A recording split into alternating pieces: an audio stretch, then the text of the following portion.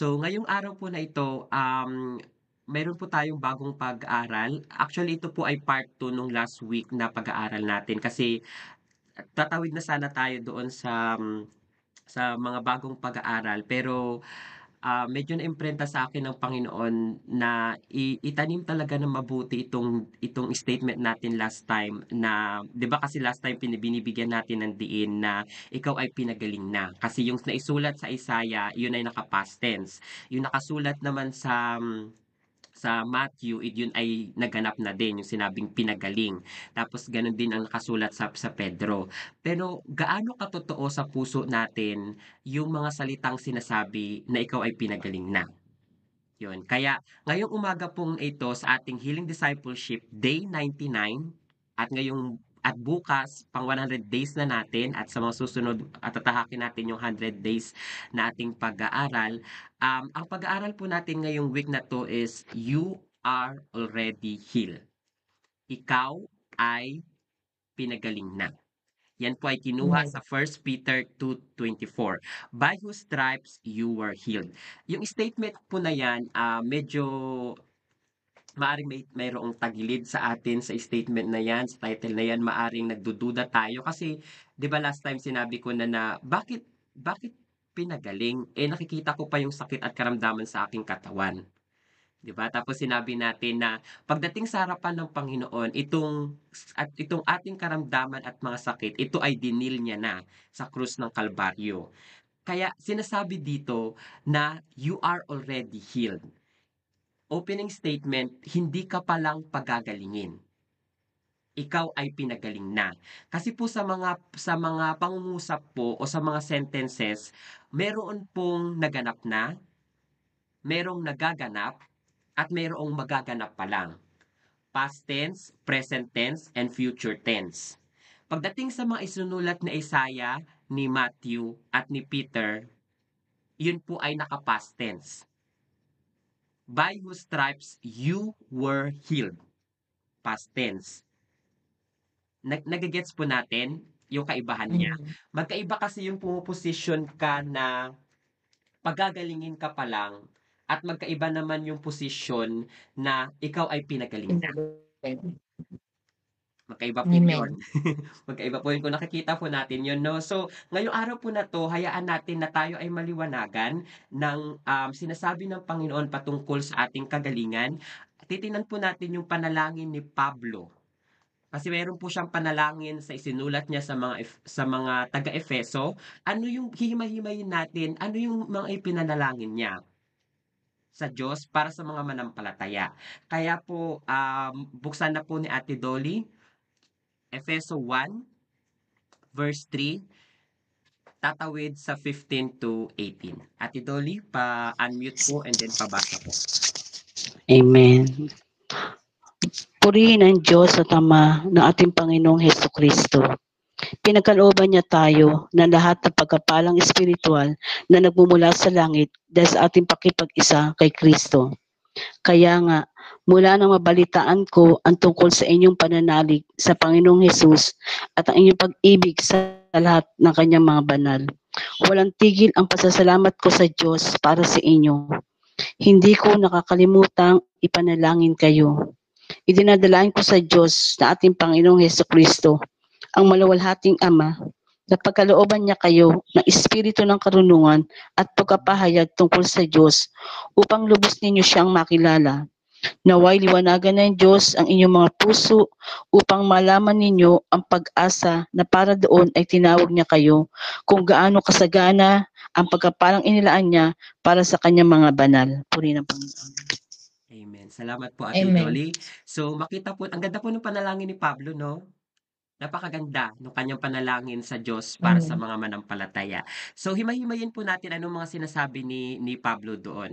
Magsimula tayo sa verse 3. Ang sabi po sa verse 3, Blessed be the God and Father of our Lord Jesus Christ, who has blessed us with every spiritual blessing in the heavenly places in Christ. Atila ulit, ilan po yung nakita niyong bless? Tatlo. Tatlo. So, maliwanag po na binibigyang diin dito yung salitang bless. Kasi 3 beses inulit. Sa una po, sinasabi dito ni Pablo, purihin daw natin ang Ama ng Panginoong Hesukristo. Yun po yung sinasabi sa bless na una. Purihin, purihin, pasalamatan, dakilain. Bakit? Bakit siya kailangan purihin? Sa sumunod po sabi niya, who has blessed us. No? So, kanina, sinasabi na purihin mo ang Diyos. Dito naman, dahil nagpupuri ka dahil ikaw ay blines. Sa paanong paraan? You were blessed with every spiritual blessing.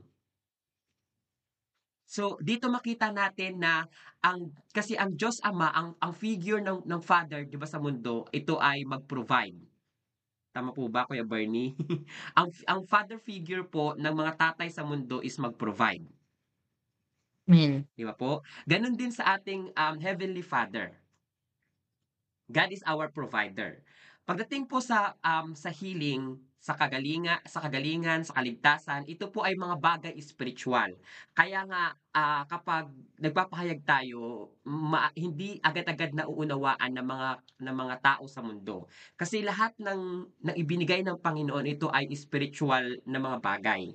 May mga bagay spiritual at may mga bagay na mga physical. Pero ang healing po natin, ang kaligtasan mula sa Panginoon, ang healing natin, ito ay nagsisimula sa spiritual. Ito ay spiritual na bagay.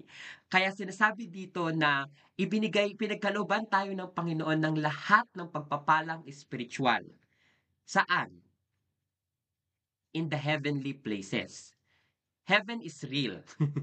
Kahit hindi pa tayo nakakapunta sa heaven, alam natin na bilang mga manampalataya, ang langit ay totoo. Totoong totoo. At sinasabi dito, in Christ. Kay Kristo, tayo ay napagkalooban ng lahat ng pagpapalang spiritual. Kung wala ang Panginoong Hesukristo, walang pagpapalang spiritual na nakamit kahit ang mga hintil. Ito pong Efeso po, ito po ay nakailang pag-aaral na namin dati nung workers na mga pag-aaral dati na paulit-ulit sa Efeso, paulit-ulit sa 1 Peter, na himay-himay.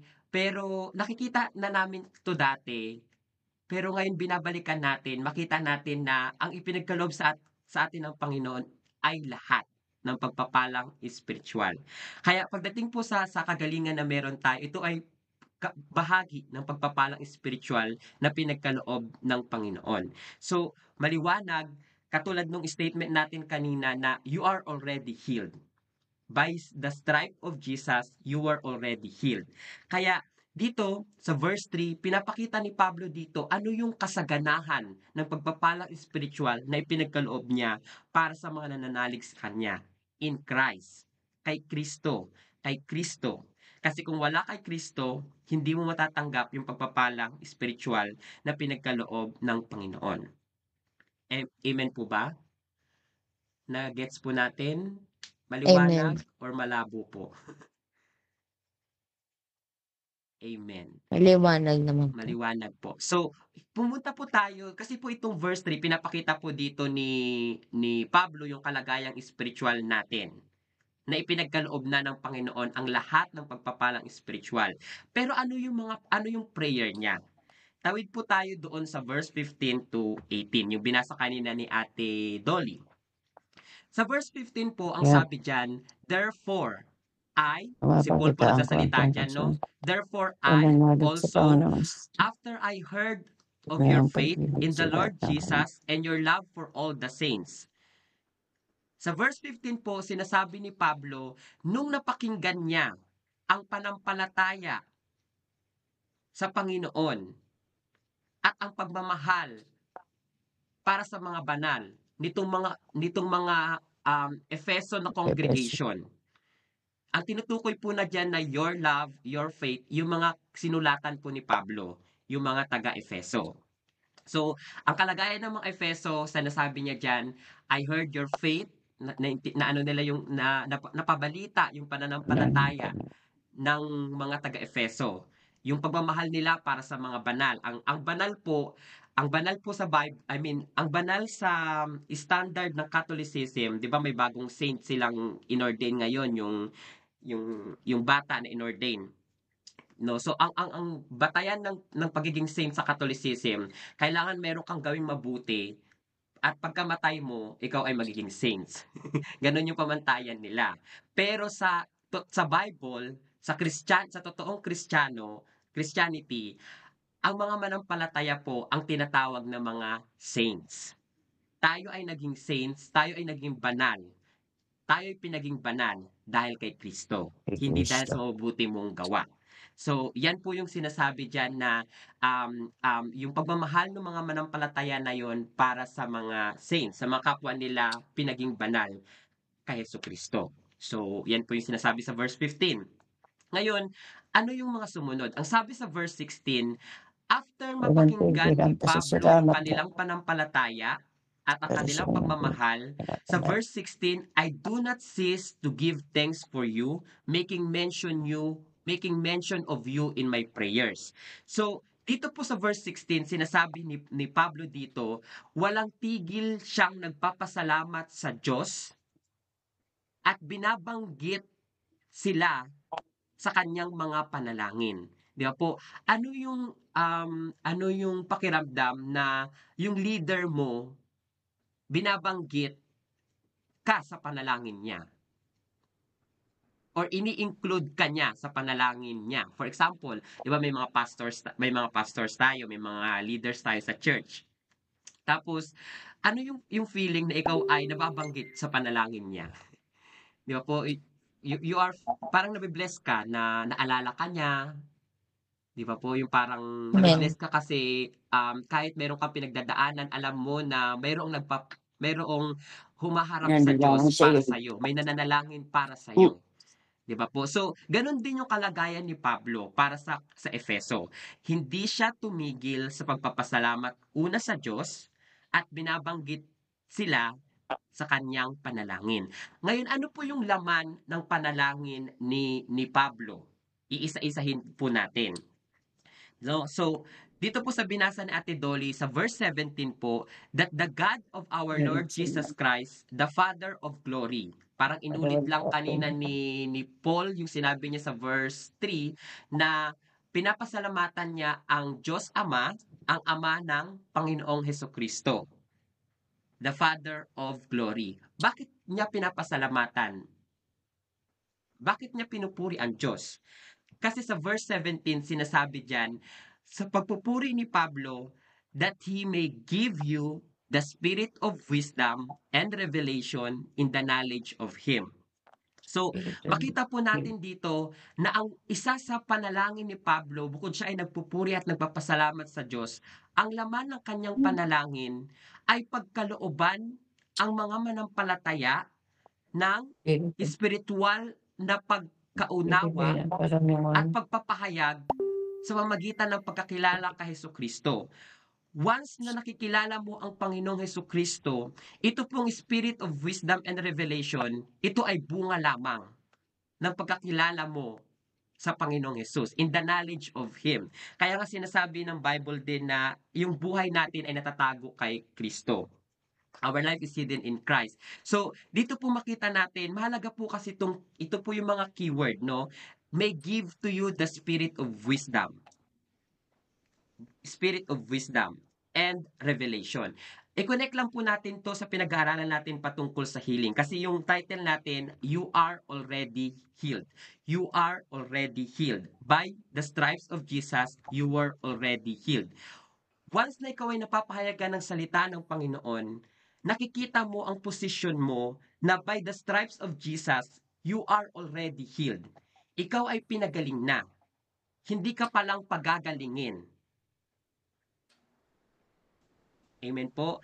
Kasi sa revelation ng pagkakilala mo sa Panginoong Hesukristo, ang healing po kasi natin, ito ay nakaugnay kay Kristo. Kasi sabi niya, by whose stripes, di ba? You were healed. Yung you were healed, ito ay bunga ng stripes ni Jesus. Kung walang latay at sugat at bugbog na kinaharap ang Panginoong Hesus, walang healing na matatanggap ang sangkatauhan. Kaya nga sinasabi dito na sa pagkakilala mo kay Kristo, yung revelation ng ginawa niya, iyon ay matatanggap mo. By the stripes of Jesus, you were healed. Kaya you are already healed. Ikaw ay pinagaling na. Hindi ka palang pagagalingin. Yung isa pa po dito sinasabi, the spirit of wisdom. Kasi alam natin yung kaibahan ng knowledge, alam natin yung kaibahan ng, alam natin yung kaibahan ng knowledge and wisdom, yung karunungan at yung nalalaman mo lang. Kasi 'di ba po pag nalalaman mo lang, ayun ay information. Information na nalaman mo na, oh nga sa sugat ng Panginoong Jesucristo ako'y gumaling. Yun ay information. Pero pag nandun ka sa the spirit of wisdom, kapag ikaw ay nasa wisdom, alam mong galawan kung ano yung natutunan mo. Kaya po dito, mahalaga pong maunawaan natin yung prayer ni Paul na pinapakita niya sa mga manampalataya na pagkalooban sila ng Panginoon ng Spirit of Wisdom and Revelation, ito ay bunga ng pagkakilala sa Panginoong Jesucristo. Kasi po, pag ikaw ay kumikilos sa revelation na sinabi ng salita ng Panginoon at sa espiritu ng karunungan, gumagalaw ka, hindi ka gumagalaw para ikaw ay pagalingin pa lang. Ikaw ay gumagalaw dahil ikaw ay pinagaling na. Magkaiba po kasi yun, di ba? Kasi halimbawa, kung wala pang revelation, kung wala pang wisdom na nagmumula sa Panginoon, ikaw ay nasa posisyon na para kang nagmamakaawa. Nagbebeg ka sa Diyos na ikaw ay pagalingin sa sitwasyon na, ikaw ay pagalingin sa karamdaman mo. Pero kapag nakita mo ang ginawa ng Panginoon, kapag ikaw ay mayroong revelation sa ginawa ng Panginoong Hesukristo sa krus ng Kalbaryo, makikita mo na ang ibinigay niya na sa'yo, complete package. Katulad ng binibigyang diin natin last time. The spirit of wisdom. Amen. Nakakakilos ka na, thank you Lord, that I am already healed. Whether nakikita ko sa physical body ko o hindi. Whether ang manifestation nakikita ko na o hindi. Nagsisimula ka doon sa natanggap mong revelation sa espiritu mo at nakakagalaw ka sa wisdom na pinagkaloob sa'yo ng Panginoon na alam mong ikaw ay pinagaling dahil sa mga latay ng Panginoong Jesucristo. So, medyo lumalalim na po ako pero sana naaabot natin yung binibigyang diin sa atin dito sa umagang ito, no, na ito ay makita natin na hindi ka palang pagagalingin. Ikaw ay pinagaling na. You Amen. are already healed. I am already healed. We are already healed. Yun ang binibigyan diin ni Isaiah, ni Matthew, at ni Peter. Tayo ay tumawid sa last na panalangin ni Paul. Ang sabi niya dito sa verse 18, that the eyes of your understanding being enlightened, that you may know what is the hope of His calling, what are the riches of His glory, inheritance in the saints. So, mayroon tayong inheritance sa Panginoon. Mayroong ding hope sa ating pagkatawag. Mayroong pag-asa sa ating pagkatawag. Kasi yung tumawag sa atin ay mayroon tayong puno, mayroon tayong pag-asa sa tumawag sa atin. Pero dito, sa pangalawang prayer ni Paul, di ba kanina, sabi niya, ang laman ng prayer niya, that God may give you the spirit of wisdom and revelation. Ito naman po, ang sumunod na prayer ni Paul, that the eyes of your understanding. Sa ibang translation sabi doon, that the heart of your understanding. Yung mga mata natin, na maunawaan natin, na tayo ay maliwanagan, being enlightened, na tayo ay maliwanagan sa ipinagkaloob na ng Panginoong Hesukristo. Kasi kung hindi mo to nakita, ikaw ay gumagalaw na para kang nangangapa, Lord, bakit parang wala pa yung healing na pinagpipray ko sa'yo? Bakit parang ang nakikita ko, baliktad sinasabi ng salita mo? Ikaw ay nadidimlan kapag ganun yung sitwasyon na meron ka. Pero kapag ikaw ay naliliwanagan, that the eyes of your understanding being enlightened, kapag ikaw ay naliliwanagan ng Diyos, nakikita mo na ang healing, ito ay provide na sa'yo 2,000 years ago, nung ang Panginoong Jesucristo ay maipako sa krus. Kaya nga binibigyang diin sa kanyang mga latay, ikaw ay naggumaling. Sa kanyang mga sugat, ikaw ay pinagaling. By the stripes of Jesus, you are already healed. So, itong panalangin ni Pablo po, napakagandang pagmuni-munihan natin kasi makikita mo dito yung posisyon ng isang manampalataya. Hindi ka palang pagagalingin, kundi ikaw ay pinagaling na. Pinagaling ka na. Ang kailangan lang dito, mabuksan yung mga mata Pinanood. ng ating pangunawa na makita mo ang posisyon mo kay Kristo. Kaya pagdating sa spiritual blessing na mula sa Panginoon, hindi ka nagbibig. Hindi ka nagmamakaawa na i-provide pa lang sa'yo. Provide na. Ang kailangan lang natin, paano siya i-access na makalabas or para kang humuhugot sa buhay spiritual mo na ito ay mag-manifest sa iyong kaluluwa at sa iyong katawan. Doon ka, yung proseso na yon na doon ka humuhugot. 'Di ba po? So yun po yung laman ng panalangin ni Pablo na una, tayo pagkalooban ng spiritual na wisdom at ng pangunawa sa pamamagitan ng pagkakilala kay Kristo. At dito naman sa verse 18, tayo ay yung mga mata ng ating pangunawa. Tayo ay ma-enlighten, tayo ay maliwanagan. So, makita natin yung posisyon ng isang taong naliwanagan at sa hindi pa naliwanagan. Sa hindi pa naliwanagan, ang palagi niyang nakita, bakit parang wala? Or bakit parang hindi pa binigay? Pero ang taong naliwanagan kay Kristo, ang nakikita niya, yung ipinagkaloob na ng Panginoon sa kanya. Kaya ang laman ng kanyang panalangin, puro pagpupuri, pagpapasalamat, kasi alam niya na yung bagay na ipinapanalangin niya na naayon sa kalooban ng Panginoon, alam niyang na-provide na. It is a done deal. Provided na. Amen. Hindi pa lang ipo-provide. Yun po yung binibigyang diin natin. So balikan lang natin yung naisulat na Isaiah, no? Ang sabi niya, He was wounded for our transgression, He was bruised for our iniquities, the chastisement of our peace was upon Him, and by His stripes we are healed. By the stripes of Jesus, we are healed. So, binigyan din natin dito last time, we are healed. By the stripes of Jesus, we are healed. Tayong lahat, we, ikaw at ako, at lahat ng tao sa mundo, pag sinabing we, pag sinabing we, lahat tayo, kanyang pinagaling. Yun po yung translation sa Tagalog. So, makita natin dito yung salitang ikaw ay pinagaling na. Again, past tense yun. Hindi ka palang pagagalingin. Pinagaling ka na. Pagdating sa Matthew, ang sabi niya, He Himself took our infirmities and bore our sicknesses. Pansinin po natin yung salitang took. Di ba po? Sa mga si Ate, yung mga medyo may background po sa mga sentence, di ba? Katulad ng sinabi ko kanina, merong naganap na, merong magaganap pa lang. Merong naganap na, nagaganap at magaganap pa lang. Past tense, present tense, at future tense. Itong salita pong took na to, ito po ay Atila. Ano po yung form nitong took? Past tense. Past tense. So, ibig sabihin, naganap na. Naganap na. Oo. Ang present tense niyan is to take. Ang past tense niyan is to took. Di ba po? So, dito makita natin na He Himself. Sino yung He Himself dito? Ang Panginoong Hesukristo. Dinala niya ang ating mga kahinaan at kinuha niya.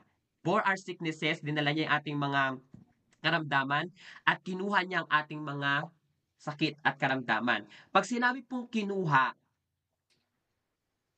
inalis na sa'yo. Wala na. Kaya Tapos nga na. ang tanong, bakit mo pa dinadala? Kasi kung mayroon nang nagdala at mayroon nang kumuha, hindi mo na kailangan dalhin.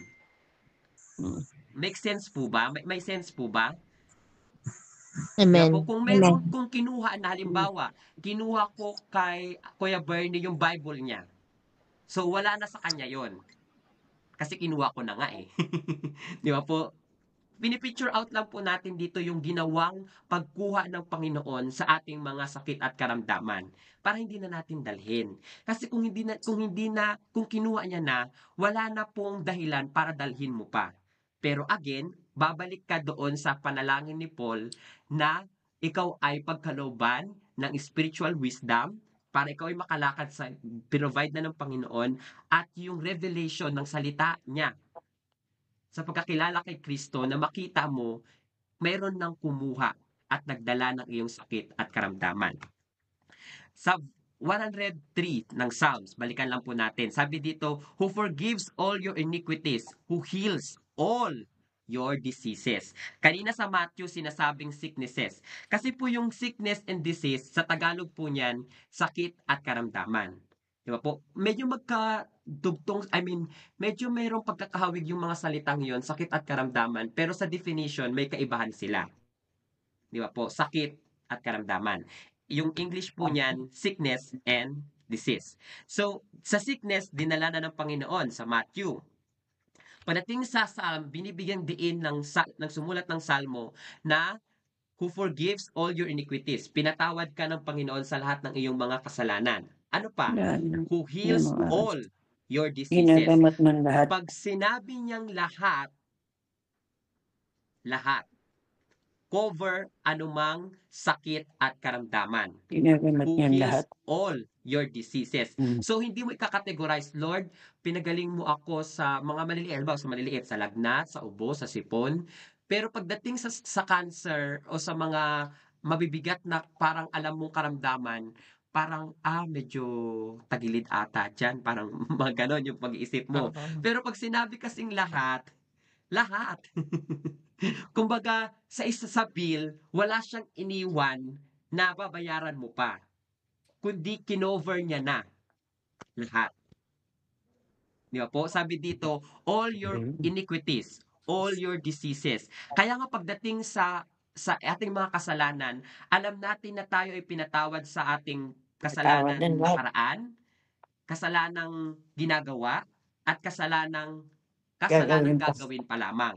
So, all your iniquities, lahat ng iyong kasalanan. But, hindi po license na ikaw ay pinatawad na para ikaw naman ay lumakad sa pamumuhay ng makasalanan. Hindi po yun. Kasi ang totoong nakaunawa ng forgiveness ng Panginoon, hindi niya nagiging license na siya ay gumawa ng kasalanan. Yung kasalanan.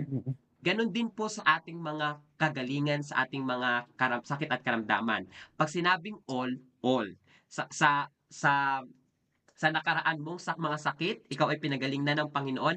At ang dami po nating testimony ng ating mga kagalingan na ipinrovide sa atin ng Panginoon.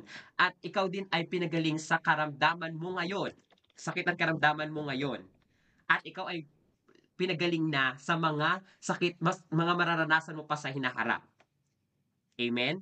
Past tense, future tense, present tense, and future tense. So, lahat yan, ipinrovide na ng Panginoong Hesukristo. So, yun lang po yung ating gustong maitanim ngayong linggo na ito sa ating pang 100 days, ngayong tatahaking buong linggo. Nice ipaunawa sa atin ng Panginoon that you are already healed. I am already healed. Amen. You are already healed. We are already healed. By the stripes of Jesus, you were healed. So, pagpalain po tayo ng Panginoon, palakpakan po natin ang Diyos. At maaari po ba nating ideklara, sabay-sabay po nating sabihin, ako'y pinagaling na. 1, 2, 3, go. Ako'y pinagaling na. Pinagaling na. Yan. Sabihin naman natin sa ating mga kapatid, ikaw ay pinagaling na. 1, 2, 3, go. Ikaw ay pinagaling na. Yun. Ikaw ay Amen po. I am already healed. You are already healed. Mag-closing prayer lang po tayo saglit para tayo makatawid sa mga prayer, no? Or kung may mga tanong. Let's pray po. Father God in heaven, we thank you, Panginoon, sa nai-reveal sa amin sa umagang ito, Panginoon, that by your stripes, we are healed, Panginoon. Ito po ay naganap na, Panginoon. It is a done deal, Panginoon.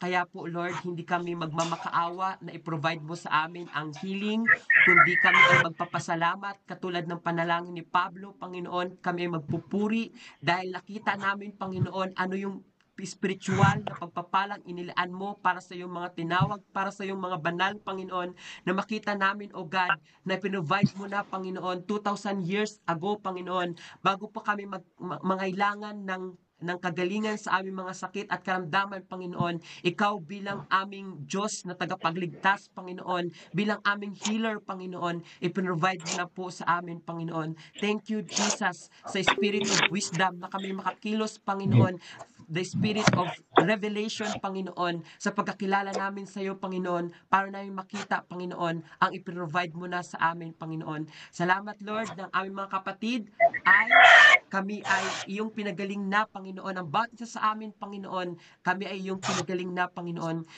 Makita lang namin ito sa salita mo, Panginoon. Kaya ngayong week na to, Panginoon, aming itatanim, Panginoon, ang katotohanan, Panginoon, at na kami ay iyong pinagaling na, Lord. Sa pamamagitan ng mga salita mo, kami ay nabubuksan, Panginoon, yung spirit ng revelation, Panginoon, spirit of wisdom, God, na kami nakakakilos sa iyong provide na, O God. Purihin ka at takilain sa pangalan ni Jesus. Amen. Amen.